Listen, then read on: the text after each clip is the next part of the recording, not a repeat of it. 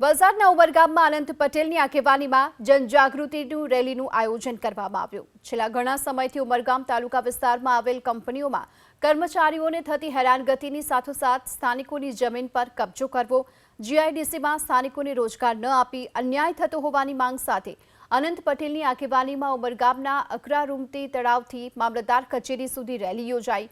આ રેલીમાં મોટી સંખ્યામાં સ્થાનિકો જોડાયા। મામલતદારને આવેદનપત્ર આપી ધારાસભ્ય અનંત પટેલે સ્થાનિકોની આ સમસ્યાને દૂર કરવા માટેની રજૂઆત પણ કરી। અહીંની કંપનીઓ પ્રદૂષણ ઓકે છે, અહીંના ભૂગર્ભના જળ લાલ થઈ ગયા છે। એવી જ રીતે અહીંની કંપની સ્થાનિક લોકોને રોજગારી આપતી નથી। અહીંની જીઆઈડીસી દ્વારા દમણગંગાના કિનારે જે નદીઓના કિનારે ખૂબ મોટો પટ્ટો આવેલો છે, જેમાં આદિવાસી સમાજ ખેતી કરે છે, એને હડપી લેવા માંગે છે। એવી જ રીતે અહીં ઉમરગામનો મોટો પ્રશ્ન જેટીનો છે। ઘણીવાર અહીં નાળિયેર ફોડાઈ ગયા છે ધારાસભ્યશ્રી દ્વારા, પરંતુ હજુ સુધી એ જેટી બનવા પામી નથી। માછી સમાજ જે ખેતી કરે છે એ ખેતી અત્યારે અટકાવીને એમની જમીન પણ લઈ લેવાની કોશિશ કરે છે। 73AA વાળી જમીન આદિવાસી સમાજની જમીનો હડપી લેવાની વાત છે।